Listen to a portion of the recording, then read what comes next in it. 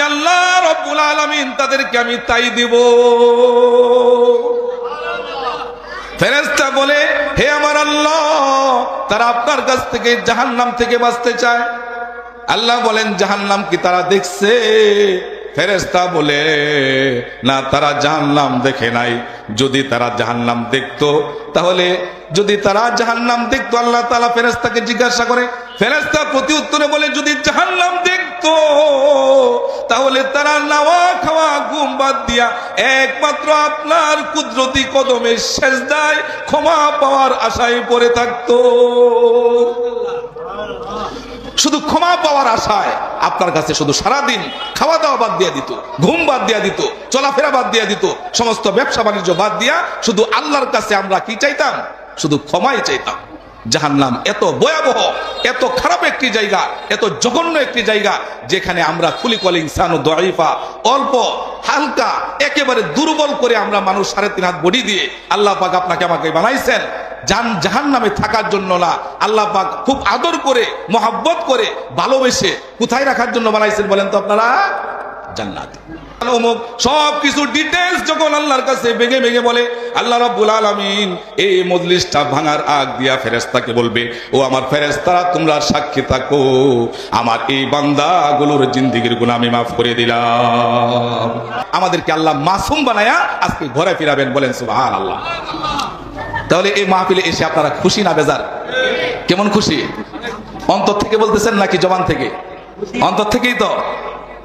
আমি আপনি কিন্তু শুধু মুখটাকে চিনি, জবানটাকে চিনি, কিন্তু আপনার আমার আল্লাহ কোন পর্যন্ত চিনে? অন্তর পর্যন্ত চিনে। কেননা অন্তরের মালিক কে? তিনি হলেন রব, তিনি হলেন পালনেওয়ালা, তিনি আমাদের সব কিছুকে পালতেছেন। শুধু আমাদেরকে সৃষ্টি করে বানাই আল্লাহ পাক ছেড়ে দেন নাই, বরঞ্চ আমাদেরকে পূর্ণতা দান করেছেন, সব কিছুকে দিয়েছেন, সব কিছুকে আমাদের জন্য আয়ত্ত করে দিয়েছেন। আমাদের যা যা লাগবে সব কিছুকে আল্লাহ পাক ফ্রি করে দিয়েছেন। শুধু বান্দা বানাইয়া এই দুনিয়াতে বিচরণ করার জন্য ছেড়ে দেন নাই, বরং আমাদের কি লাগবে সব কিছুর ব্যবস্থা কে করেছেন? আওয়াজ দিয়ে বলেন। আজকে যদি পানিটা আমাদের কিনা লাগতো, তাহলে কি মানুষ স্বাভাবিক জীবনযাপন করে চলতে পারতো বলেন? এই পানিটাকে আল্লাহ পাক ফ্রি করে দিয়েছে। এটা এত ফ্রি একটা জিনিস, এটা এত ব্যাপক জিনিস, এটা এত ব্যাপকতা, মুহূর্তে মুহূর্তে আমরা পানি ছাড়া এক মুহূর্ত চলতে পারি না। আর এই পানিটাকে আল্লাহ পাক জমিনের মধ্যে এমন এক জায়গায় আল্লাহ পাক রেখে দিয়েছেন, আমরা লোহার একটা কল ফিট করে এটাকে চাপ দিলেই আল্লাহ রাব্বুল আলামিন কুদরতি ভাবে আমাদেরকে এই ময়লা পানিটাকে ফিল্টার করে সুন্দর পরিষ্কার পানি আমাদের সম্মুখে এনে দেন, বলেন সুবহানাল্লাহ। আমাদের দুই চোখে কি আছে জানেননি? ও আমার বাবাজিরা, আমার ভাইরা, কান দিয়ে শুনুন। আমরা যে দুই চোখ দিয়ে দেখি, এই দুই চোখে বিজ্ঞানীরা রিসার্চ করে দেখেছেন 26 কোটি ক্যামেরা রয়েছে। 1 কোটি, 2 কোটি, 100 কোটি, 1 কোটি, 2 কোটি, 50 কোটি নয়, এক এক চোখে 13 কোটি, আরেক চোখে 13 কোটি, এমন করে 26 কোটি ক্যামেরা দিয়ে আল্লাহ পাক আপনার আমার চোখটাকে বানাইছেন। এবং শুধু তাই নয়, এই চোখের পিছন দিয়া এই ক্যামেরাটা যেখানে লাগাইছেন, ক্যামেরার মধ্যে অবশ্যই একটা নেগেটিভ পয়েন্টের সাথে পজিটিভ পয়েন্টও লাগানো আছে। আপনি আমি জানি নেগেটিভ পজিটিভ ছাড়া কোনো কারেন্টের বাতি জ্বলে না, কোনো লাইট জ্বলে না। আমরা কারেন্ট ব্যবহার করতে পারি না, বিদ্যুৎ ব্যবহার করতে পারি না।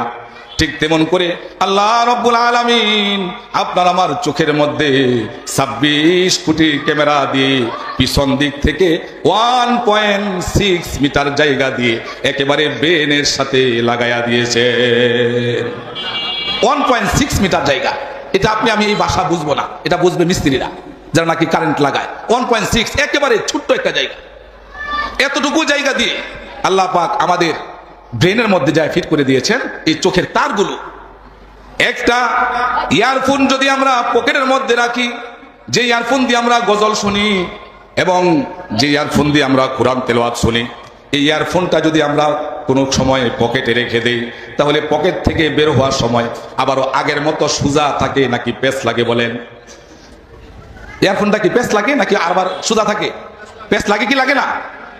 সামান্য 1-2 মিটার একটা আপনার ইয়ারফোন এটা পকেটে রাখলে পেস লাগে, অথচ 26 কোটি ক্যামেরার তার আল্লাহ পাক অল্প সামান্য জাররা পরিমাণ জায়গা দিয়ে ব্রেনের সাথে এক করে দিয়েছেন। তিনি কেমন কুদরতওয়ালা, চিল্লায় বলেন আল্লাহু আকবার। তিনি হলেন রব পাল্লেওয়ালা। তিনি আমাদেরকে সৃষ্টি করে এই দুনিয়াতে শুধু পাঠায়া দেন নাই, বরঞ্চ আমাদের প্রয়োজনগুলো আল্লাহ রাব্বুল আলামিন মিটিয়ে দিয়েছেন।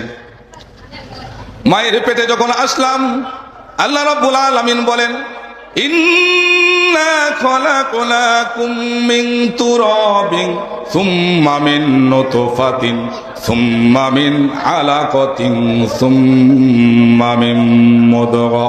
আল্লাহ রাব্বুল আলামিন বলেন, হে মানুষ, তোমাকে আমি কেমনে তৈরি করলাম? মাটির উপাদান দিয়ে তোমাকে আমি তৈরি করলাম। আমরা সকলে মৃত ছিলাম। আল্লাহ পাক কোরআনে তা স্পষ্ট করে জানিয়ে দিয়েছেন। সূরা দাহরের মধ্যে আল্লাহ রাব্বুল আলামিন বলেন, হাল আতা আলাল ইনসানি হিনুম মিনাদ দাহরি লাম ইয়াকুম শাইআম মাযকুরা। হে মানুষ, তোমাদের কোনো পরিচয় ছিল না, তোমাকে কেউ জানতো না, শুনতো না। তুমি এখনকার যেরকম মেম্বার রয়েছ, এখন যেমন চেয়ারম্যান হয়েছ, এমপি হয়েছ, এরকম কোন নাম গন্ধ এই পৃথিবীর বুকে তোমার ছিল না। তুমি শূন্য ছিলা। এই শূন্য থেকে, এই মৃত থেকে তোমাকে আমি আল্লাহ পাক জীবিত করেছি। আবার এই জীবিত থেকে মৃত্যুবরণ করাবো। আবার এই মৃত্যু থেকে তোমাদেরকে কাল কিয়ামতের ময়দানে আমি আল্লাহ রাব্বুল আলামিন জবাব দিয়ে তার জন্য আবারও উঠাবো। আবারও আমাদেরকে উঠাবে এবং উঠিয়ে 60-70 বছরের জীবন, এটা আসলে কোন কাজে আমরা ব্যয় করেছি, কোথায় আমরা খরচ করেছি, এটা আল্লাহ পাক আপনাকে আমার কাছ থেকে, আপনার আমার কাছ থেকে হিসাব নিবেনই নিবেন। যার হিসাব সহজ করা হবে তাকে আল্লাহ পাক মাফ করে দিবে। বলেন সুবহানাল্লাহ। এখন আল্লাহ রাসূল বলেন, সাহাবায়ে কেরাম জিজ্ঞাসা করতেছেন, হে আল্লাহ রাসূল, হিসাব কার সহজ করা হবে? রাসূল প্রতি উত্তরে বলেন, যাকে এই হিসাবটা দেখে, যার হিসাব সমস্ত সারা জীবনের সমস্ত খাতাটাকে দেখে আল্লাহ পাক বলবেন, যাও, তোমাকে আমি মাফ করে দিলাম। একে বলা হয় হিসাব সহজ। 100 বছর আগে আমরা কেউ ছিলাম না, আবারও 100 বছর পরে আমরা কেউ থাকবো না। আমরা এখানে যে কয়জন মানুষ আছি, এই কয়টা কবরের জায়গা আমাদের জন্য রেডি করা আছে। কথা বলেন ঠিক কিনা? 3.5 হাত মাটির মধ্যে আমাদেরকে চলে যেতে হবে, শুয়ে যেতে হবে। আর কখনো আমরা এই দুনিয়াতে ফিরবো না। এই যে চলে যাব, আর কখনো দুনিয়াতে আসবো না। কেউ আমাদেরকে ডাকবে না,